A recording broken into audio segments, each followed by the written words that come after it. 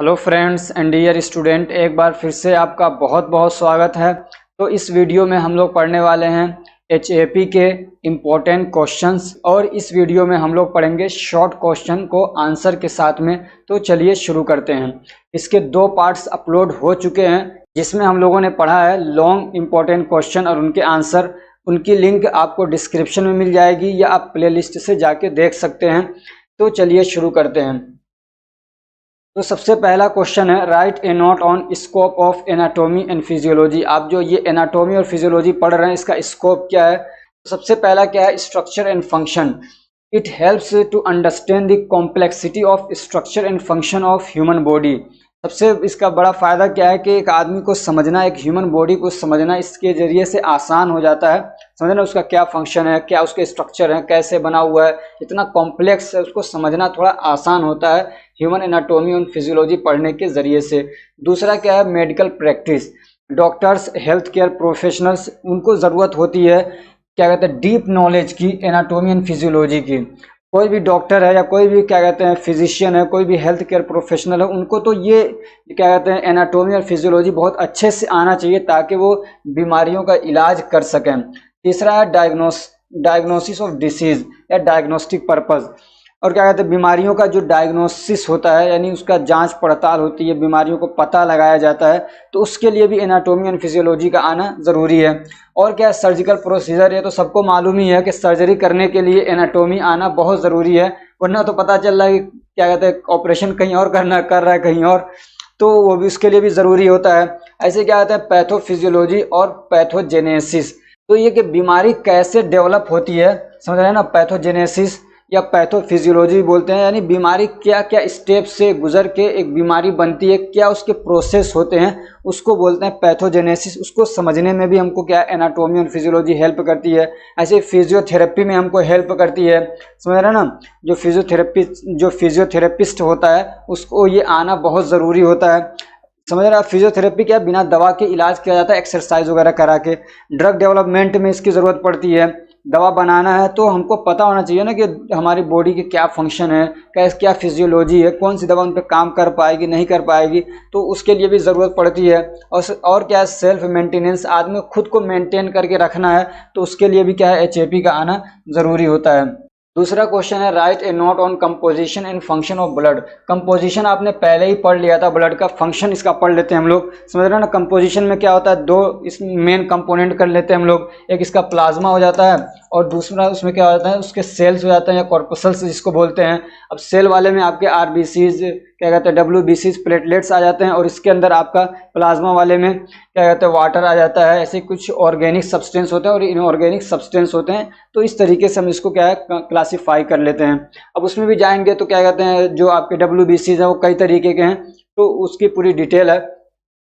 वो डिटेल पढ़ना है तो पूरा डिटेल लेक्चर अपलोडेड है, आप चैनल पे जाके पढ़ सकते हैं। इसका फंक्शन क्या है ब्लड का, तो ट्रांसपोर्टेशन, यही इसका मेन फंक्शन होता है, ट्रांसपोर्टेशन का। समझे, हम लोग खाना खाते हैं न्यूट्रिएंट को, तो हमारे स्मॉल इंटेस्टाइन से कौन लेके जाता है बॉडी के अलग अलग पार्ट्स तक, तो वो हमारा ब्लड लेके जाता है। समझ रहे, तो ये क्या क्या ट्रांसपोर्ट करता है, तो सबसे पहला ये क्या है, न्यूट्रिशंस को ट्रांसपोर्ट करता है। समझ रहे हैं, और क्या है, O2 को, यानी हमारे लंग्स से क्या कहते हैं ऑक्सीजन को ट्रांसपोर्ट करता है बॉडी के अलग अलग पार्ट्स तक। ऐसे क्या कहते हैं, वहां से कार्बन डाइऑक्साइड जनरेट हो रहा है तो वहां से लाके वापस लंग्स में छोड़ता है, तो ये भी ट्रांसपोर्टेशन है। समझ रहे हैं, तो उसमें भी काम करता है। और क्या कहते हैं, वेस्ट मटेरियल जो बनता है टिश्यूज के अंदर, समझ रहे हैं, जब क्या कहते हैं ग्लाइकोलाइसिस हो रहा है, यानी समझिए ATP का फॉर्मेशन होता है या मेटाबॉलिज्म हो रहा है, तो वहां पे वेस्ट बनता है, तो उसको भी क्या है निकालना रहता है बॉडी से, तो उसको लेके किडनी तक जाता है। तो ये सारे काम इसके ट्रांसपोर्टेशन वाले में। टेम्परेचर को रेगुलेट करने में भी क्या है ये काम करता है, हीट जनरेट करता है। जिस एरिया में ब्लड का सर्कुलेशन नहीं होता है तो वो एरिया ठंडा पड़ जाता है। समझ रहे हैं, ऐसे क्या है, कोगुलेशन ऑफ ब्लड, ब्लड की क्लोटिंग में ये काम करता है। स्टोरेज भी एक तरीके से क्या है, ये स्टोरेज का काम भी करता है। बहुत सारी चीज़ें इसके अंदर हमेशा रहती हैं, मतलब प्रोटीन होते हैं, हार्मोन होते हैं, विटामिन होती हैं, बहुत सारी चीज़ें इसके अंदर रहती हैं, तो एक तरीके से स्टोरेज का भी काम करता है। और क्या कहते हैं, डिफेंसिव मैकेनिज्म या डिफेंसिव फंक्शन भी काम करता है। WBCs are responsible for defensive functions. समझ रहे हैं, जो हमारे WBCs होते हैं बीमारियों से लड़ने के लिए काम करते हैं, तो वो भी इसका एक क्या है फंक्शन है।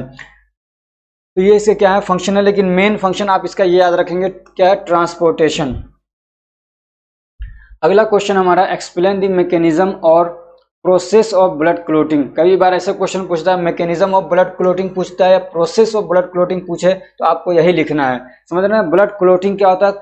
ब्लड का थक्का जम जाना, या ब्लड का जम जाना या ब्लीडिंग का रुक जाना। समझ रहे हैं ना, कहीं से ब्लीडिंग हो रही थी, फिर वहां से क्या है तो यहाँ पे थोड़ा सा देखते हैं आप, लाल लाल सा जमा हो जाता है और फिर क्या ब्लड निकलना बंद हो जाता है, उसी प्रोसेस को बोलते हैं उसी को बोलते हैं क्लोटिंग।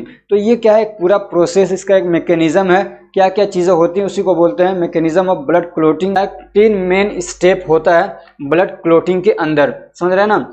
तो सबसे पहले क्या होता है, जब इंजरी होती है, कहीं पे कट पिट जाता है, तो उसमें क्या होता है, ब्लड वेसल्स में क्या होता है, एक रफ सरफेस बन जाता है। कहीं पे कटा तो एक रफ सा सरफेस बन जाता है, और जब ब्लड तो फ्लो कर ही रहा है तो जब प्लेटलेट्स उसके कांटेक्ट में आते हैं तो रप्चर हो जाते हैं, एक तरीके से वो फट जाते हैं, समझ लीजिए। और जब वो फटते हैं तो वहां से निकलता है आपका थ्रोम्बोप्लास्टिन। क्या निकलता है? थ्रोम्बोप्लास्टिन निकलता है। ये प्लेटलेट से भी निकलता है और उस एरिया से भी निकलता है, ब्लड वेसल्स जहाँ पे रप्चर हो गए तो वहां से भी रिलीज होता है, समझ ना, डैमेज टिश्यू से भी। उसके बाद क्या होता है, now this thromboplastin in the presence of calcium, ये जो थ्रोम्बोप्लास्टिन है कैल्शियम के साथ मिलकर उसकी मौजूदगी में जो क्या होता है आपका प्रोथ्रोम्बिन होता है, उसको कन्वर्ट करता है थ्रोम्बिन में। समझे ना, प्रोथ्रोम्बिन ये इनएक्टिव फॉर्म में होता है, ये काम नहीं कर सकता है, तो इसको क्या कराते हैं, ये एक्टिव करा देते हैं। कौन? ये जो आपका थ्रोम्बोप्लास्टिन है और कैल्शियम है, ये एक साथ मिलते हैं तो एक तरीके से एक्टिवेटर बन जाते हैं और एक्टिव करते हैं किसको? प्रोथ्रोम्बिन को। तो ये क्या बन जाता है? थ्रोम्बिन बन जाता है। वो यहाँ पे लिखा हुआ है, ये आपका क्या कहते हैं, ये कैल्शियम और ये दोनों हो गए, समझ रहे हैं, थ्रोम्बोप्लास्टिन और कैल्शियम, और इसको ये एक्टिवेट करते हैं किसको? प्रोथ्रोम्बिन को। तो ये क्या बन जाता है? थ्रोम्बिन बन जाता है आपका। अब ये एक्टिव है, अब ये थ्रोम्बिन अब जाके आगे दूसरे को एक्टिवेट करता है, समझ रहे हैं ना। Now active thrombin convert the inactive fibrinogen. अब फाइब्रिनोजेन ये क्या इनएक्टिव फॉर्म में होता है, समझ रहे हैं, तो इसको एक्टिवेट करता है कौन? जो थ्रोम्बिन अभी एक्टिव हुआ था वो जाके एक्टिवेट कर देता है फाइब्रिनोजेन को। और अब ये फाइब्रिनोजेन क्या है, जब ये एक्टिवेट होता है तो बन जाता है फाइब्रिन। क्या बन जाता है? फाइब्रिन, जो कि थ्रेड्स के जैसा बन जाता है, यानी धागे जैसा हो जाता है, पतले पतले धागे, समझ रहे हो ना, ये उसको बोलते हैं थ्रेड्स। तो जब फाइब्रिनोजेन एक्टिव होता है तो क्या बन जाता है? फाइब्रिन बन जाता है। अब वो स्टेप यहाँ पे लिखा हुआ है, थ्रोम्बिन आया जो कि एक्टिव फॉर्म में था, किसके साथ मिला? फाइब्रिनोजेन जो कि इनएक्टिव था, लेकिन इसने क्या किया, इसको एक्टिव कर दिया, तो ये क्या बन जाता है? फाइब्रिन बन जाता है। फाइब्रिन बन गया, थ्रेड लाइक स्ट्रक्चर बन गया। इसको ऐसे समझिए कि मान लीजिए ये ब्लड वेसल्स है, यहाँ पे एक थोड़ा सा कट लग गया, समझ रहे हैं, ये एरिया में कट लग गया, समझ रहे हैं, तो ये किसको बोलते हैं? पंचर हो गया। ये क्या हो गया? पंक्चर हो गया। मान लीजिए कट गया, तो यहाँ पे अब आते हैं आपके प्लेटलेट्स, रप्चर होते हैं, तो यहाँ से थ्रोम्बोप्लास्टिन निकलता है और इधर इधर से भी थ्रोम्बोप्लास्टिन निकला, समझ रहे हैं। उसके बाद वो क्या करते हैं, कैल्शियम की मौजूदगी में क्या कहते हैं, प्रोथ्रोम्बिन को थ्रोम्बिन बना देते हैं, और फिर वो थ्रोम्बिन आगे चल के फाइब्रिनोजेन को क्या बनाता है? फाइब्रिन बनाता है। अब ये जो फाइब्रिन है ना, वो क्या है? धागे जैसी चीज है, ऐसे ऐसे, तो ये आके इस पे फंस जाता है, ऐसे, समझ रहे हैं, ऐसे क्या हो गया, पूरा फंस गया, समझ रहे हैं, ये आपका क्या है? Fibrin thread. उसके बाद क्या होता है, जो आरबीसीज हैं, डब्ल्यूबीसीज हैं, समझ रहे, वो आके इसमें फंसना शुरू हो जाते हैं। ये आरबीसीज आके फंस रहे हैं, समझ रहे, डब्ल्यूबीसीज आरबीसीज आके इसमें फंस रहे हैं, तो इस तरीके से इस रास्ते को बंद कर देते हैं। यानी जो पंक्चर है, ये जो पंक्चर हो गया है, इस रास्ते को क्या करते हैं? बंद कर देते हैं। तो ये होता है पूरा प्रोसेस ब्लड क्लोटिंग का या कोगुलेशन का। तो ये वाला स्टेप तीसरा यहाँ पे है, ये फाइब्रिन थ्रेड्स और ब्लड सेल्स आके मिल गए तो क्या बन गया? क्लोट हो गया, मेरा कोगुलेशन हो गया। अब एक क्वेश्चन ये पूछा जाता है कि ये ब्लड हमारा जो है वो हमारे क्या कहते हैं, ब्लड वेसल्स के अंदर या इनसाइड द बॉडी कोगुलेट क्यों नहीं होता है, क्यों नहीं जमता है, क्यों नहीं क्लोटिंग होती उसकी? तो उसके पीछे रीजन होता है हिपैरिन। ये हमारा लीवर बनाता है हिपैरिन को, जो ब्लड क्लोटिंग को हमारी इनसाइड बॉडी यानी बॉडी के अंदर क्लोटिंग को रोकता है, समझ रहे हैं। अगला क्वेश्चन है, explain the structure and function of spleen. Spleen का स्ट्रक्चर आप देख लीजिए, यहाँ पे है, इसका फंक्शन बता देता हूँ, तो समझ रहे, स्प्लीन का स्ट्रक्चर देख लेना। तो इसका फंक्शन क्या? It helps in formation of RBCs during foetal life. जब बच्चा छोटा होता है, माँ के पेट में होता है, तो वहाँ पे आरबीसीज का फॉर्मेशन करवाता है आपका स्प्लीन। यहाँ से भी आरबीसीज का फॉर्मेशन होता है। और क्या है, इट स्टोर्स ब्लड, ये ब्लड को स्टोर करता है, and supply in emergency condition, और कभी ज़रूरत पड़ जाती है तो इमरजेंसी कंडीशन में सप्लाई करता है। मान लीजिए किसी का ब्लड कहीं से बहुत ज़्यादा लॉस हो गया, कट गया, एक्सीडेंट हो गया, तो ये इसके पास स्टोर रहता है, वो सप्लाई मतलब शुरू कर देता है ब्लड की, ताकि क्या कहते हैं बॉडी के अंदर ब्लड का जो अमाउंट है वो मेंटेन किया जा सके, ब्लड प्रेशर को मेंटेन किया जा सके। It destroys matured erythrocytes and break down into products like bilirubin and iron। और क्या कहते हैं जो हमारे आरबीसी जिसको एरिथ्रोसाइट बोलते हैं, जब वो मैच्योर हो जाते हैं, समझ उनका जो टाइम है यानी जब उनके मरने का टाइम आ जाता है, तो उसको ये क्या करता है ब्रेक डाउन करता है, तोड़ देता है, और उससे बनता है क्या बिलिरुबिन और आयरन, समझ रहे हैं ना। और उनको कहाँ पे जो बिलिरुबिन बन गया, जो आयरन बन गया, उनको ले जाया जाता है लीवर में। अगला क्या है और फंक्शन क्या है इसका, इट आल्सो फॉर्म्स लिम्फोसाइट्स, ये लिम्फोसाइट भी बनाता है। क्या बनाता है, लिम्फोसाइट, जो कि एक तरीके का आरबीसीज है, समझ रहे ना। और जो हमारा लिम्फ होता है, समझे ना, लिम्फ, उसके अंदर पाया जाता है लिम्फोसाइट। और क्या है, it traps foreign particles, toxins and pathogens and destroys them. और ये क्या करता है, जो भी कोई फॉरेन पार्टिकल आ गया जिसको हम लोग एंटीजन बोल सकते हैं, या कोई टॉक्सिन आ गया या कोई पैथोजन आ गया, तो उसको क्या करता है, ये अपने अंदर खींच लेता है, उसको वहाँ पे रोक लेता है और उसको डिस्ट्रॉय करता है। अगला क्वेश्चन है एक्सप्लेन द कार्डियक साइकिल, ये भी आप पीछे पढ़ चुके हैं कार्डियक साइकिल क्या है। अगला क्वेश्चन है हमारा explain tidal volume, vital capacity and residual volume. Tidal volume क्या होता है, वाइटल कैपेसिटी क्या है, और क्या कहते हैं रेजिडुअल वॉल्यूम क्या है, उसको बताना है। ये रेस्पिरेटरी सिस्टम से रिलेटेड है। तो टाइडल वॉल्यूम क्या है, इसको टीवी बोलते हैं। The amount of air inhaled and exhaled during normal breathing is called tidal volume. Normally मैं सांस ले रहा हूँ, समझ, अंदर लिया बाहर निकाला, तो नॉर्मली जो इसका अमाउंट होता है एयर का, समझ रहे, उसको बोलते हैं हम लोग टाइडल वॉल्यूम। तो कितना होता है 500 ml, कितना होता है, इसको ml में नापा जाता है, तो कितना होता है 500 ml होता है। रेजिडुअल वॉल्यूम क्या है, the amount of air remains in the lungs after forceful expiration is called residual volume.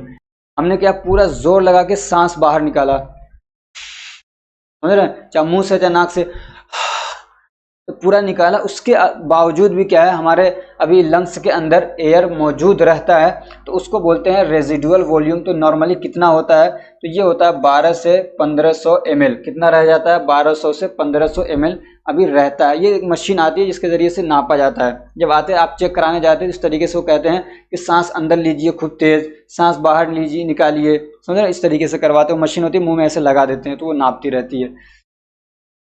और क्या है वाइटल कैपेसिटी वीसी, तो ये क्या होता है, the sum of the amount of air that inhaled and exhaled by most powerful inspiration and expiration is called vital capacity.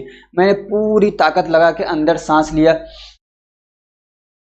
ठीक है, और फिर पूरी ताकत से उसको बाहर निकाला, तो ये दोनों का जो अमाउंट हो रहा है, समझ रहे हैं ना, पूरी ताकत से अंदर जो लिया उसका अमाउंट और पूरी ताकत से बाहर निकाला, तो इसमें जो एयर का अमाउंट अंदर रहा, अंदर गया और बाहर निकाला गया, उन दोनों का जो सम है उसको बोलते हैं वाइटल कैपेसिटी। तो वो कितना होता है, 3 से 5 लीटर होता है नॉर्मली, समझ रहे हैं।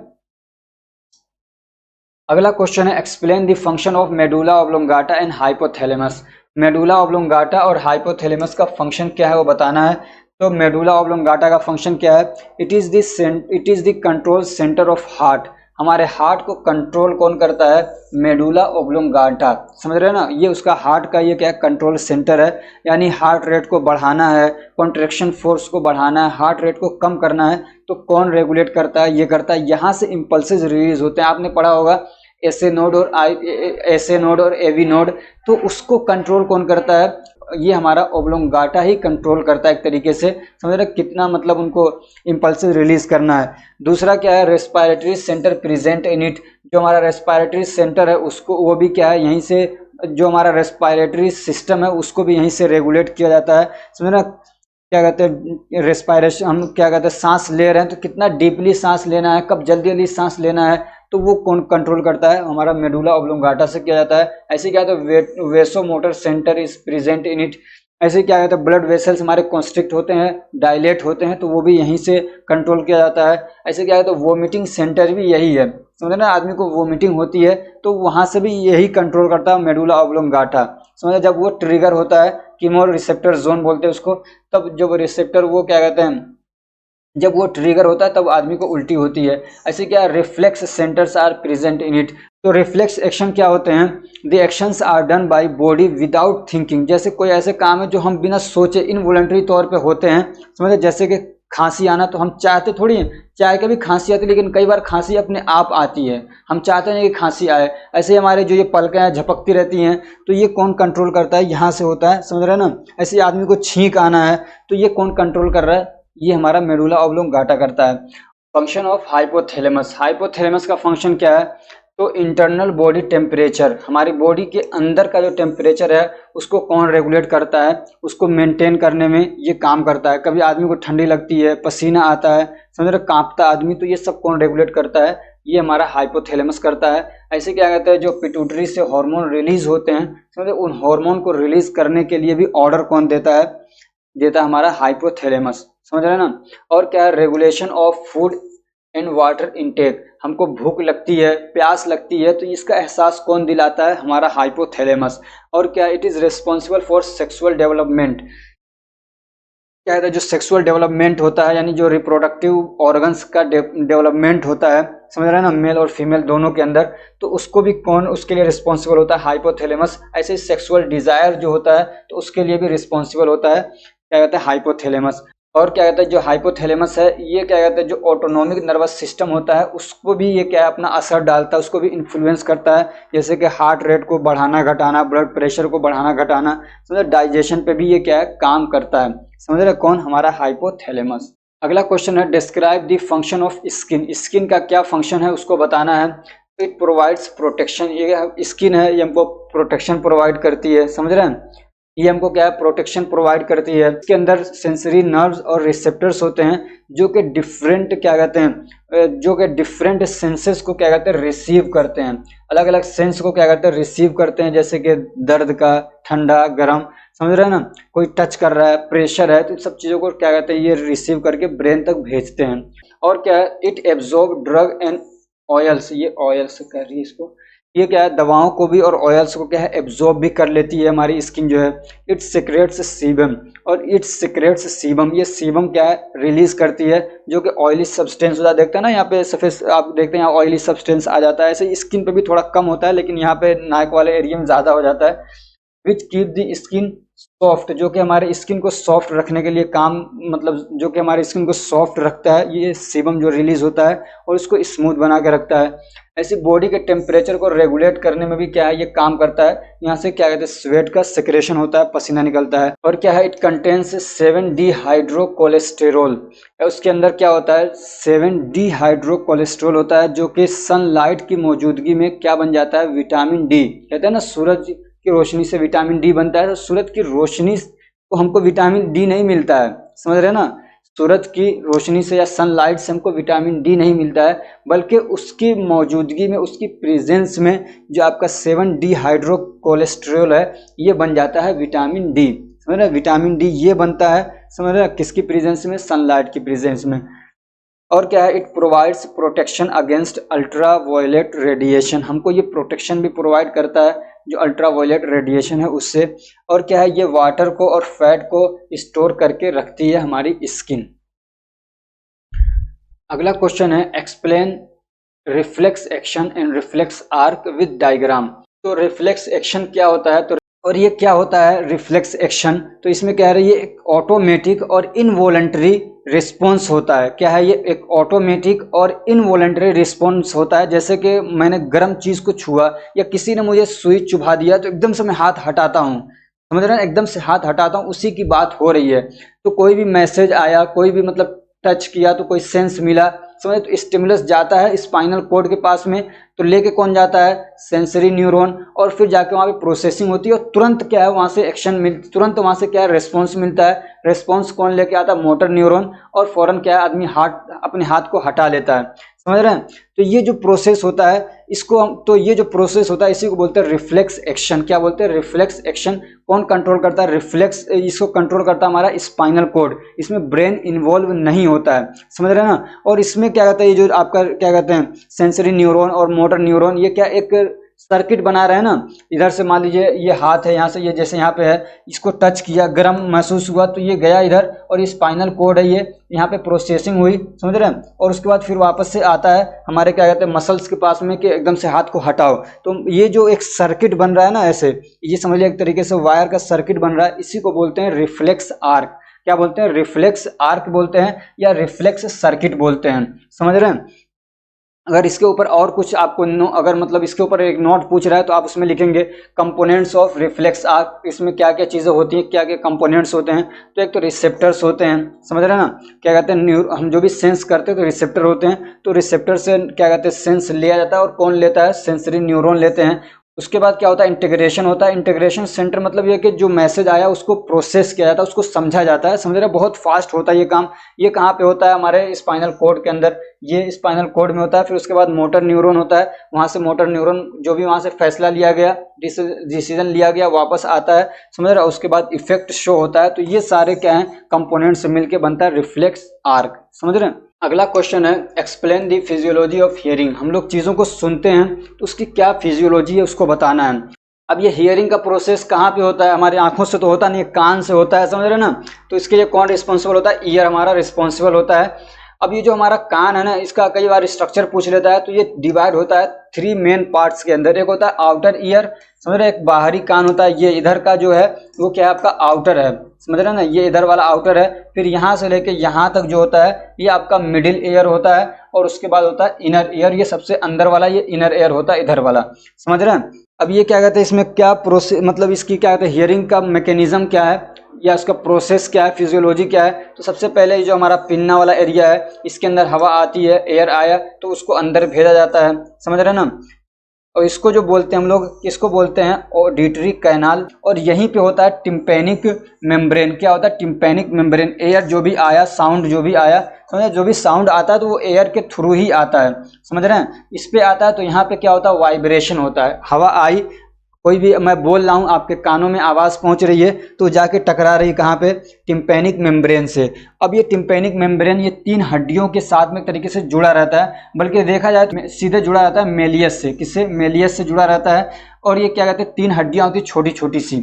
उसके बाद दूसरी हड्डी होती है इनकस, और तीसरी होती है स्टेप्स, समझ। तो ये जब इससे इस पे क्या कहते हैं, जब वाइब्रेशन होता है तो वो वाइब्रेशन इस पे जाता है, इनमें ट्रांसफर होता है, यहाँ से यहाँ और यहाँ से यहाँ, और इस तरीके से वो वाइब्रेशन पहुँच जाता है इनर ईयर के अंदर, यानी कान के सबसे अंदर वाले हिस्से में। हमारा क्या कहते हैं, जो ये क्या कहते हैं, जो वाइब्रेशन बना था अभी यहाँ पे किसी साउंड के रिस्पॉन्स में, किसी साउंड के आने की वजह से वो पहुंच गया कहाँ? कान के अंदर। और ये जो 3 हड्डियां होती हैं इनको बोला जाता है ऑडिटरी ऑसिकल्स। क्या बोलते हैं? Auditory ossicles. ये सारी बातें आगे लिखी हुई हैं, आप उसका अगर चाहें तो स्क्रीनशॉट ले सकते हैं, ठीक है ना। उसके बाद यहाँ पे क्या कहते हैं, आप ये देख रहे हैं एक इधर नीचे जा रही है ये पाइप जैसा, इसको बोलते हैं एस्टेकियन ट्यूब। क्या बोलते हैं? एस्टेकियन ट्यूब। अगर इसमें हवा का प्रेशर ज़्यादा आ जाए तो उसको इधर अंदर ना जाने देता है, ये इसको क्या करता है? थ्रोट में लाके निकाल देता है। ये आता है हमारे बैक ऑफ थ्रोट में, समझ रहे हैं, यहाँ से ये आके और हवा को बाहर निकाल दिया जाता है। तो इस तरीके से एयर प्रेशर को मेंटेन किया जाता है। सोच रहे हैं ये अपने आप डेवलप होने वाली चीज़ें नहीं है, समझ रहे। ये कुछ लोग कहते हैं ना आदमी अपने आप से बन गया, अपने आप से नहीं बना, इसको बहुत क्या सोच समझ के बनाया गया है, समझ रहे। हम इंसानों को ऐसे नहीं कि अपने आप से बनता चला गया, अपने आप से बनने वाली चीज़ है ये, कि मतलब हवा का प्रेशर आ रहा है तो वो क्या कहते हैं निकल जा रहा है इधर, ज़्यादा अंदर न जाए, वरना पता चल रहा है कि बहुत सारी दिक्कतें क्रिएट हो जाएंगी, आदमी की हेयरिंग लॉस हो जाए। तो यहाँ पे होता है कोकिला। क्या होता है? यहाँ पे होता है कोकले, समझो, कोकली भी बोलते हैं इसको। और इस कोकली के अंदर होता है कोर्टी। क्या होता है? कोर्टी। उसके अंदर हेयर लाइक स्ट्रक्चर होता है और वहाँ पे फ्लूइड भी होता है। अब ये जो वाइब्रेशन इसके अंदर जाता है और फिर पहुँचता है कोर्टी के अंदर, वहाँ पे हेयर लाइक स्ट्रक्चर होता है, वहाँ पहुँचता है तो वो क्या होता है? कन्वर्ट होता है इलेक्ट्रिक इम्पल्सेस के अंदर। किस में कन्वर्ट होता है? इलेक्ट्रिक इम्पल्सेस के अंदर कन्वर्ट हो जाता है। और फिर वो इलेक्ट्रिक इम्पल्सेस को क्या कहते हैं, जो ऑडिटरी नर्व्स हैं या कि आप कह सकते हैं जो नर्व हैं, वो उनको लेके जाते हैं ब्रेन तक। फिर वहाँ पे जाके उसकी प्रोसेसिंग होती है, डीकोडिंग होती है, फिर आदमी समझता है कि क्या बात कही गई है। मैं इतना बोल रहा हूँ, एक भी शब्द बोल रहा हूँ तो उन सब के साथ में ये सारा प्रोसेस हो रहा है, आपके ब्रेन तक बात पहुँच रही है, फिर वहाँ से आपको बताया जा रहा है, आप समझ पाते हैं कि इसने क्या बोला है, समझ रहे हैं। और फिर वहाँ से ये भी पता लगाया जाता है कि किसने ये बात बोली, चूँकि हमारे ब्रेन में मेमोरी सिस्टम है, बहुत सारी चीज़ों को मतलब मेमोराइज कर लिया जाता है। अब आप मेरी आवाज़ चाहे मुझे देखें चाहे न देखें, सुनेंगे तो आप फौरन कहेंगे हाँ SR फार्मेसी वाले सर क्या हैं, उनकी आवाज़ है। तो वो सारा कुछ होता है। तो यहाँ से क्या कहते हैं, जो कोर्टी है वहाँ से क्या कहते हैं, वो इम्पल्सेस को रिसीव किया जाता है ऑडिटरी नर्व्स के ज़रिए से, और फिर वहाँ भेजा जाता है कहाँ पे, ब्रेन के अंदर। तो ये पूरा आपका हियरिंग का प्रोसेस होता है, ये इसकी फिजियोलॉजी है। इसको आप यहाँ पे देख सकते हैं, पूरा लिखा हुआ है। अगर आप अगर आप स्क्रीनशॉट लेना चाहते हैं तो ले सकते हैं।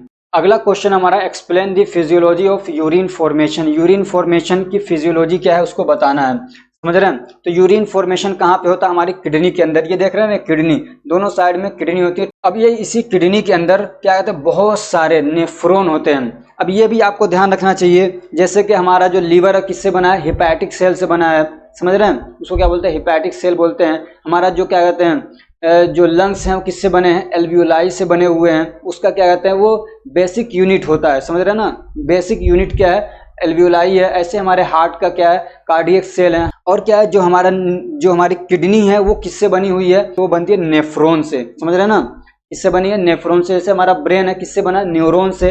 तो ऐसे ही क्या कहते हैं, ये किससे बनी है, नेफ्रॉन से। अब इसमें बहुत सारी चीज़ों में आपको ध्यान नहीं देना है, सिर्फ ये है कि यहाँ से ब्लड वेसल्स आ रहा है, किडनी के अंदर आ गया। अब वो किडनी के अंदर हमारे एक एक नेफ्रॉन तक क्या है, ब्लड समझिए कि कैपिलरीज पहुंच रही हैं। और हमारा जो नेफ्रॉन होता है उसमें ये वाला जो एक एरिया होता है इसको बोलते हैं बोमेंस कैप्सूल। क्या बोलते हैं, बोमेंस कैप्सूल बोलते हैं। और यहाँ पे ये जो ब्लड वेसल्स है, फिर आप देख रहे हैं ऐसे यहाँ पे ये क्या कहते हैं, मतलब कई सारे उसमें ब्रांचेस में मतलब बट जा रही है। तो इस वाले को हम लोग बोलते हैं, इसको हम लोग बोलते हैं ग्लोमेरुलस। क्या बोलते हैं, ग्लोमेरुलस बोला जाता है, याद रखिएगा। ये तो बोमन कैप्सूल और दूसरा ग्लोमेरुलस, ये दो आपको याद होना चाहिए, समझ रहे हैं। फिर ये नेफ्रॉन, ये पीला पीला वाला आता है, फिर ऐसे, समझ रहे हैं। तो ये वाला जो एरिया है इसको बोलते हैं डिस्टल कन्वोल्यूटेड ट्यूब्यूल्स, DCT, समझ रहे हैं। और ये वाला जो एरिया होता है ना, ये इस एरिया को बोलते हैं PCT। क्या बोलते हैं, PCT, प्रोक्सिमल कन्वोल्यूटेड ट्यूब्यूल्स, समझ रहे हैं ये। और तीसरा ये होता है, उसको बोलते हैं लूप ऑफ हेनली, समझ रहे हैं। ये वाला एरिया इसको बोलते हैं लूप ऑफ हेनली। तो अब देखिए क्या क्या होता है, कैसे होता है। तो यहाँ से क्या है, ब्लड आया, समझ रहे हैं ना, ब्लड आया, इसके अंदर गया, यहाँ से फिल्ट्रेशन होता है। क्या हो गया, फिल्ट्रेशन होता है, यानी मतलब कुछ ब्लड तो इधर चला जाता है और कुछ कंपोनेंट को छान के इधर बाहर निकाल दिया जाता है, समझ रहे हैं। जैसे कि कैल्शियम निकल गया, वाटर निकल गया, और क्या कहते हैं, ग्लूकोज कुछ निकल गया। तो जिसको भी निकालना रहता है ये छान के बाहर निकाल देते हैं। दवा वगैरह हम लोग खाते हैं, उसके जो क्या कहते हैं, जो अभी मेटाबोलाइज्ड नहीं हुए हैं, बहुत सारा उनको छान के इधर निकाला जाता है। तो वो होता है फिल्ट्रेशन, उसी को बोलते हैं ग्लोमेरुलर फिल्ट्रेशन होता है। अब देखिए यहाँ पे क्या हुआ कि बहुत सारी चीज़ों को फिल्टर कर दिया गया, बाहर आ गई। तो अब देखिए क्या होता है, जैसे जो बहुत सारी चीज़ें फिल्टर होके आ गई, तो कुछ चीज़ें होती वापस से रीएब्जॉर्ब हो जाती हैं, और कुछ चीज़ें होती है जिनको यूरिन के लिए बाहर निकाल दिया जाता है। तो कुछ चीज़ें जो रीएब्जॉर्ब होती हैं वो होती हैं क्या कहते हैं, PCT से, या लूप ऑफ हेनली से, या क्या होती है, DCT से। कुछ चीज़ें रीएब्जॉर्ब हो जाती हैं, और कुछ चीज़ें जो रीएब्जॉर्ब नहीं हुई, यानी वापस से इधर ब्लड वेसल्स में नहीं गई, समझ रहे ना, वापस से ब्लड वेसल्स में नहीं जाती हैं। तो उनको क्या है, बाहर निकाल दिया जाता है, और यहाँ से वो पहुँच जाती हैं यूरिनरी ब्लैडर के अंदर, समझ रहे ना, कहाँ चली जाती हैं, यूरिनरी ब्लैडर के अंदर। और फिर वहाँ से क्या कहते हैं, यूरेथ्रा के थ्रू बाहर निकाल दी जाती हैं, समझ रहे। तो ये इसका पूरा प्रोसेस होता है। तो ये यहाँ पे जो लिखा हुआ है, दो प्रोसेस मैंने बताया, एक तो फिल्ट्रेशन होता है, फिर क्या होता है, रीएब्जॉर्प्शन होता है। अब यहाँ पे कुछ पॉइंट्स हैं वो ध्यान रखिएगा। About 120 ml of blood is filtered out per minute as a glomerular filtrate. तो क्या कहता है, हर मिनट के अंदर कितना, हर मिनट के अंदर 125 ml ऑफ ब्लड फिल्टर होता है। कितना, हर मिनट के अंदर 125 ml ऑफ ब्लड फिल्टर होता है। यानी 1 घंटे के अंदर कितना ब्लड क्या है वहाँ पे फिल्टर हो रहा है, उसको बोलते हैं GFR, ग्लोमेरुलर फिल्ट्रेशन रेट, उससे निकाला जाता है, समझ रहे हैं। अगला पॉइंट है, about 7.5 litre of blood is filtered per hour. हर घंटे के अंदर कितना, तकरीबन 7.5 लीटर ब्लड का फिल्टर किया जाता है। और 180 लीटर ब्लड, 180 लीटर, समझ रहे हो, 180 लीटर ब्लड 24 घंटे के अंदर फिल्टर किया जाता है। अगला क्वेश्चन है व्हाट इज मिक्टुरेशन। मिक्टुरेशन क्या होता है उसको बताना है। तो मिक्टुरेशन इज ऑल्सो कॉल्ड यूरिनेशन। मिक्टुरेशन को यूरिनेशन भी कहा जाता है। It is a process of expelling urine from urinary bladder. और मिक्टुरेशन क्या है, प्रोसेस होता है जिसमें क्या होता है, यूरिन को यूरिनरी ब्लैडर से बाहर निकाला जाता है, फेंका जाता है। और ये जो मिक्टुरेशन है या जो यूरिनेशन है ये कई स्टेप में होता है। वो क्या है, सबसे पहला क्या, स्टोरेज फेज। क्या है स्टोरेज फेज, इसमें क्या होता है, during this phase the bladder store urine. दूसरा प्रोसेस क्या होता है, एक्टिवेशन ऑफ स्ट्रेच रिसेप्टर्स। अब जो हमारे क्या होता है, यूरिनरी ब्लैडर के जो वॉल्स होते हैं वहां पे रिसेप्टर्स होते हैं, समझ रहे हैं ना। तो जैसे जैसे उसकी वॉल क्या हो रही है, स्ट्रेच हो रही है, स्ट्रेच मतलब रिलैक्स होगी तो क्या होगी, वो तनेगी ना, उसको बोलते हैं तन जाना। क्या कहते हैं, रिलैक्स हो रही है तो क्या हो रही है, स्ट्रेच हो रही है, फैल रही है कहते हैं। तो जब एक लिमिट के जाने के बाद जो स्ट्रेच रिसेप्टर्स होते हैं जो उसके वॉल के अंदर होते हैं वो एक्टिवेट हो जाते हैं और क्या करते हैं, सिग्नल भेजते हैं स्पाइनल कोड को। किसको भेजते हैं, स्पाइनल कोड को सिग्नल भेजते हैं कि यूरिनरी ब्लैडर क्या है, अब भर गया है। उसके बाद तीसरा प्रोसेस होता है micturition reflex. The spinal cord process these signals and initiate micturition reflex. तो क्या कहता है, जो हमारा स्पाइनल कोड है वो सिग्नल्स को प्रोसेस करता है, उसको समझता है, उसको जांच पड़ताल करता है। और जब क्या कहता है ये मिक्टुरेशन रिफ्लेक्स आता है तो वो क्या करता है, कॉन्ट्रैक्ट्स दी डिट्रूसर, ये आर यहाँ पे छूटा हुआ है, डिट्रूसर मसल्स। अब ये मसल्स क्या हैं, जो हमारा क्या कहता है यूरिनरी ब्लैडर उसका वॉल होता है, उसका एक लेयर होता है, समझ रहे हैं ना। मिक्टुरेशन रिफ्लेक्स आता है, स्पाइनल कोड कहता है मतलब कि पेशाब करना है तो तुरंत आदमी का मतलब स्फिंक्टर खुलते नहीं है पेशाब करने के लिए, यूरिनेशन के लिए, बल्कि क्या एक मैसेज जाता है ब्रेन के पास में। और फिर ब्रेन क्या करता है, उस इंडिविजुअल को, उस आदमी को बताता है कि तुम्हारा ब्लैडर भर गया है, जाओ पेशाब करो, समझ रहे हैं। तो ये पूरा प्रोसेस होता है। उसके बाद आता है यहाँ पे वॉलंटरी कंट्रोल। अब क्या कहते हैं, at this point the individual choose to initiate और इनहिबिट मिक्टुरेशन। अब इस टाइम पे आदमी अगर क्या कहते हैं चूज करता है कि मतलब उसको पेशाब करना है या अभी रोकना है कुछ देर के लिए। लेकिन ये जो चूज कर रहा है यानी कि इनहिबिट कर रहा है, अभी पेशाब नहीं कर रहा है, तो ये एक लिमिटेड टाइम के लिए होता है। ऐसा नहीं है कि ब्लैडर भर गया है और आदमी नहीं चाह रहा है तो वो मतलब रोके ही रहेगा, बल्कि एक लिमिटेड टाइम के लिए होता है। मान लीजिए 2 घंटा 4 घंटा नहीं अगर वो कर रहा है तो फिर क्या होगा, स्फिंक्टर खुल जाएंगे और यूरिन पास आउट होना शुरू हो जाता है। तो क्या कहता है, जब वो आदमी चाहता है इनिशिएट करना तो फिर ब्रेन क्या करता है, स्पाइनल कोड को मैसेज भेजता है। फिर स्पाइनल कोड जो होता है वो दोबारा से क्या होता है, मिक्टुरेशन रिफ्लेक्स भेजता है। उसके बाद फिर क्या होता है, जो डिट्रूसर मसल्स हैं उनमें कॉन्ट्रैक्शन होता है। और फिर जब कॉन्ट्रैक्शन होता है तो उसके साथ में क्या होता है, प्रेशर भी बढ़ाया जाता है यूरिनरी ब्लैडर के अंदर। और जब क्या कहते हैं, और जब प्रेशर बढ़ाया जाता है और इसी टाइम पे क्या होता है, जो यूरेथ्रल स्फिंक्टर है वो भी रिलैक्स होता है और क्या कहता है, और and allow urine flow bladder to urethra. और फिर क्या करता है, अलाउ करता है कि यूरिन फ्लो करे यानी बह के जाए यूरेथ्रा के थ्रू, और फिर क्या होता है, बाहर निकाला जाता है। तो ये पूरा प्रोसेस होता है मिक्टुरेशन का। अगला क्वेश्चन है, give the function of thyroid hormone. Thyroid hormone का फंक्शन क्या है वो बताना आपको। तो इसके 3 हार्मोन हैं, आपको मालूम हो गया जो रिलीज होते हैं। एक होता है T3 T4 और क्या है, कैल्सिटोनिन, ट्राई आयोडोथायरोनिन और क्या, थायरोक्सिन और कैल्सिटोनिन। तो function of T3 and T4 they increase basal metabolic rate. ये क्या करते हैं, बेसल मेटाबॉलिक रेट को क्या करते हैं, बढ़ा देते हैं, समझ रहे हैं। ये क्या होता है बेसल मेटाबॉलिक रेट, तो हमारी जो वाइटल फंक्शंस होते हैं जैसे सांस लेना है, हार्ट रेट, जैसे सांस लेना है तो ये एक वाइटल फंक्शन होता है। हार्ट का पंप करना है एक वाइटल फंक्शन होता है, समझ रहे हैं। तो इस टाइप के जो फंक्शन है उनको एनर्जी की जरूरत होती है हर वक्त, समझ रहे हैं ना। उनको क्या है, हर वक्त एनर्जी की जरूरत होती है। कई बार होता है ऐसा कि एनर्जी की जरूरत ज़्यादा पड़ती है, जैसे मैं पढ़ा रहा हूँ कंटिन्यूसली तो उसको ज़्यादा एनर्जी की जरूरत पड़ रही है, तो ज़्यादा मेटाबॉलिज्म की जरूरत पड़ रही है। तो ज़्यादा मेटाबॉलिज्म कराने के लिए क्या कहते हैं, बेसल मेटाबॉलिक रेट को बढ़ाना पड़ेगा। उसी को कौन बढ़ाता है, हमारा जो क्या कहते हैं थायराइड हार्मोन होते हैं, समझा। जैसे ब्रीदिंग हो गया, बॉडी टेम्परेचर को मेंटेन करना है उसके लिए एनर्जी रिक्वायर्ड होती है, समझना। और क्या है, they increase blood glucose level, ये ब्लड के ग्लूकोज लेवल को बढ़ा देते हैं। और क्या, they are necessary for growth in development of body and brain. और ये क्या कहते हैं, जो थायराइड हार्मोन है ये बॉडी के ग्रोथ और डेवलपमेंट के लिए और ब्रेन के बढ़ने और उसके डेवलप करने के लिए ज़रूरी होता है। और क्या, normal thyroxine level is necessary for proper sexual function. और जो क्या कहते हैं, प्रॉपर सेक्सुअल फंक्शन के लिए क्या कहते हैं, थायरोक्सिन का लेवल होना, थायरोक्सिन का नॉर्मल लेवल होना बहुत ज़रूरी होता है। अगर ये कम हो जाता है तो आदमी को लिबिडो हो जाता है, समझ रहे हो ना। अगर कम हो जाएगा, लिबिडो हो जाएगा, उसको मतलब इंटरेस्ट ही नहीं रहेगा सेक्स वक्स में, समझ रहे हैं। और क्या, decrease cholesterol level in blood, और ये जो थायरोक्सिन हार्मोन, और ये क्या कहते हैं, जो हमारा ये थायराइड हार्मोन है, सब नहीं, जो T3 और T4 ये क्या इंटरचेंजेबल होते हैं, आपस में कन्वर्ट हो जाते हैं। T3 T4 बन जाएगा, T4 T3 बन जाएगा, समझ रहे हैं, जरूरत के हिसाब से। तो ये क्या कहते हैं, कोलेस्ट्रॉल लेवल को भी कम करते हैं। अगला क्वेश्चन हमारा, right A short note on pancreas. Pancreas के ऊपर एक शॉर्ट नोट लिखिए। तो पैनक्रियाज आपको मालूम है दो तरीके से काम करता है, एंडोक्राइन और एक्सोक्राइन ग्लैंड के तौर पे। तो इसका एंडोक्राइन फंक्शन क्या होता है, it release insulin and glucagon. Endocrine में क्या करता है, इंसुलिन को रिलीज करता है और ग्लूकागोन को रिलीज करता है।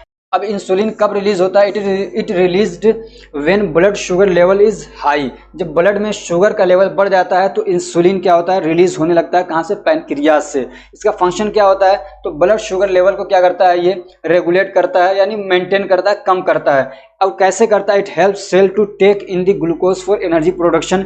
ये सेल के अंदर ग्लूकोज के एंट्री में हेल्प करता है, समझ रहे हैं ना। ये हमारा सेल है मान लीजिए, तो ग्लूकोज डायरेक्टली इसके अंदर घुस नहीं सकता है, तो इंसुलिन इसको क्या है, मतलब बाईपास से, समझिए कोई चोर रास्ते से इसको अंदर घुसाने का काम करता है। ये कैसे भी, लेकिन ये कि इंसुलिन इसको क्या है, अंदर घुसाता है ताकि वहां पे एनर्जी का फॉर्मेशन हो सके।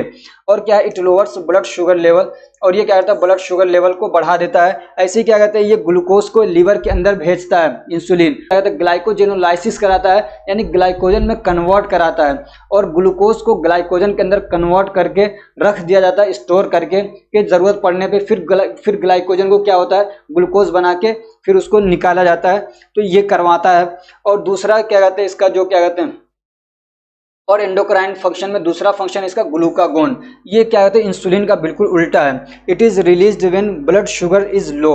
जब ब्लड के अंदर शुगर का लेवल कम होता है तो ग्लूकागोन रिलीज होने लगता है हमारे पैनक्रियाज से। ये क्या करते हैं, हमारे जो लीवर है उसको ये एक सिग्नल भेजता है कि जो ग्लाइकोजन है स्टोर्ड किया हुआ है उसको कन्वर्ट करे ग्लूकोज के अंदर, समझ रहे हैं। ग्लाइकोजन को क्या करे, ग्लूकोज बना दे वापस से। ग्लूकोज से ग्लाइकोजन बनता है और ग्लाइकोजन से ग्लूकोज बनता है। ये सब क्या हो रहा है, मेटाबॉलिक, ये सब क्या होता है, मेटाबॉलिज्म होता है, समझ रहे हैं ना।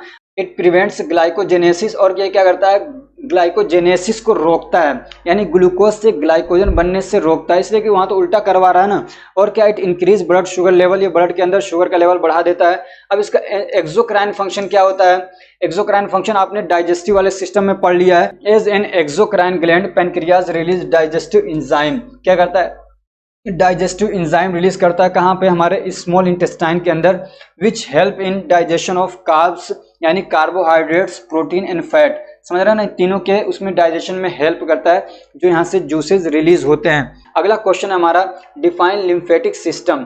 लिम्फेटिक सिस्टम क्या होता है उसको डिफाइन करना है। तो lymphatic system is a network of lymph vessels and other organs. Lymphatic system क्या है, लिम्फ वेसल्स और कुछ ऑर्गन्स का क्या है, एक नेटवर्क होता है जो पूरी बॉडी के अंदर फैला होता है। जैसे ब्लड वेसल, जैसे नस है, यानी ब्लड वाली नस है, पूरे हमारे बॉडी के अंदर फैली रहती हैं। ऐसे ही क्या होता है, लिम्फ वेसल्स भी क्या है, पूरी बॉडी के अंदर फैली रहती हैं। और बीच में जगह जगह क्या होते हैं, क्या होते हैं, लिम्फेटिक नोड्स होते हैं। क्या होते हैं, नोड्स होते हैं। और ये जो क्या होता है, ब्लड वेस, ये जो लिम्फेटिक वेसल्स हैं, इन्हीं के थ्रू क्या होता है, लिम्फ सर्कुलेट करता है, बहता है पूरी बॉडी के अंदर और अपना काम करता है, समझ रहे हैं। लिम्फ क्या होता है, तो ये एक वाटर जैसा क्लियर फ्लूइड होता है, समझ रहे हैं ना। एक क्या है, लिम्फ क्या, वाटरी क्लियर फ्लूइड होता है, फ्लो करता है थ्रू लिम्फेटिक वेसल्स और सिस्टम, समझ रहे हैं ना। The lymphatic vessels are found everywhere in our body, और हमारी जगह हमारी बॉडी में हर जगह पाए जाते हैं। Lymph is a part of blood plasma, और लिम्फ क्या है, ये ब्लड प्लाज्मा का एक पार्ट होता है। लिम्फ क्या है, ब्लड, हमारा जो ब्लड प्लाज्मा है उसी का पार्ट होता है, समझ रहे हैं। हमारे प्लाज्मा से ही छन के हमारी ब्लड वेसल्स हैं, उन्हीं में से छन के निकल जाता है बाहर साइड में, समझ रहे हैं। और फिर क्या होता है, ब्लड, और फिर क्या होता है, जो नोड्स होते हैं, लिम्फेटिक नोड्स होते हैं, उसको एब्जॉर्ब कर लेते हैं अपने अंदर, और फिर क्या है, उसको सर्कुलेट किया जाता है लिम्फेटिक वेसल्स के थ्रू। इसके अंदर क्या होता है, लिम्फोसाइट होते हैं, जो एक तरीके के WBCs होते हैं, वो भी इसके अंदर पाए जाते हैं, समझ रहे हैं ना। इसके अंदर लिम्फ के अंदर लिम्फोसाइट पाए जाते हैं।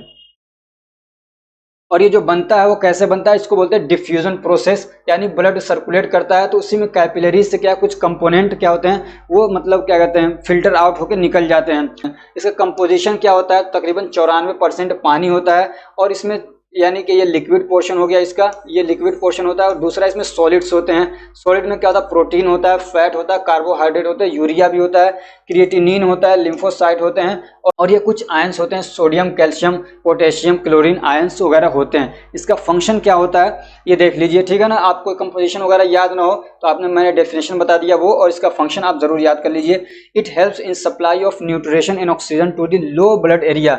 जिस जगह तक ब्लड नहीं पहुंच पाता है उस एरिया तक न्यूट्रिशन को और ऑक्सीजन को पहुंचाने का काम कौन करता है, लिम्फ करता है। समझे, ये ब्लड का छोटा भाई है, जहां तक वो नहीं पहुंच पाता है उसको आगे ये पहुंचाता है न्यूट्रिशन को और क्या कहते हैं, ऑक्सीजन को। It maintains the amount of tissue fluid, और टिश्यू के अंदर फ्लूइड का जो अमाउंट है उसको मेंटेन करने का काम ये करता है। तो समझ रहे हैं, ये जो क्या कहते हैं, जो टिश्यू फ्लूइड है इसको हम लोग क्या बोलते हैं, इंटरस्टिशियल फ्लूइड बोलते हैं। यानी सेल के बाहर, या आप ये भी कह सकते हैं एक्स्ट्रा सेलुलर फ्लूइड, सेल के बाहर जो फ्लूइड होता है उसी को बोलते हैं इंटरस्टिशियल फ्लूइड। और क्या करता है, it helps to carry fat from intestine to blood circulation. और ये कहता है इंटेस्टाइन से फैट को कैरी करने में काम करता है, समझ रहे हैं, यानी उसके एब्जॉर्प्शन में काम करता है, उसको ब्लड सर्कुलेशन में लेके आता है। ऐसे क्या, it helps in destruction of pathogens, और बहुत सारे पैथोजेंस को क्या करता है, ये डिस्ट्रॉय करता है, फेगोसाइटोसिस करता है, समझ रहे हैं ना। और क्या होता है, उनको उनसे इन्फेक्शन होने से रोक देता है। और क्या, it transport waste products from tissue to blood to remove from body. और क्या कहता है, जो टिश्यूज से बहुत सारे वेस्ट बनता है तो उसको ला के ये ब्लड के अंदर डाल देता है और ब्लड फिर उसको ले आता है किडनी में और दूसरी जगह पे, ताकि उसको क्या है हमारी बॉडी से रिमूव किया जा सके। तो ये क्या था, इसका पूरा फंक्शन था इसका लिम्फेटिक सिस्टम का। तो फ्रेंड्स, ये आपके जो शॉर्ट क्वेश्चन थे यहीं पे ये कंप्लीट हो रहे हैं। मैं उम्मीद करता हूं कि इस क्वेश्चन में से आपके बहुत सारे क्वेश्चन फंसेंगे। आपका बहुत बहुत धन्यवाद, आप सबको थैंक यू सो मच कि आपने एसआर फार्मेसी को चुना अपनी पढ़ाई करने के लिए, एग्ज़ाम प्रिपरेशन के लिए। हमारी बहुत सारी दुआएं हैं, बहुत सारी हमारी कामना है, बहुत सारा हमारा प्रार्थना है कि आप सबके अच्छे से अच्छे मार्क्स आएँ। Best of luck. अपनी खुशियों के अंदर हमें भी याद रखिए और उन लोगों को भी याद रखिए जिनको कोई नहीं पूछता है अपनी खुशियों के अंदर। यानी बहुत सारे क्या हैं, आपके गांव के अंदर, आपके महल्ले, आपके शहर के अंदर गरीब लोग होंगे, बहुत सारे ऐसे लोग होंगे जिनके कोई रिश्तेदार नहीं होगा, तो उनको भी अपनी खुशियों में बुलाइए, उनको भी खुशी बांटिए। आपकी खुशी बहुत ज़्यादा बढ़ जाएगी। वैसे तो आपको लगेगा कि ये आपकी मतलब थोड़ी सी, वैसे तो आपको लगेगा कि आपकी इंसल्ट हो रही है कि किसी छोटे आदमी को बुला लिया, लेकिन उसके दिल से जो दुआ निकलती है ना, वो आपको बहुत सारी खुशियां दे जाती हैं।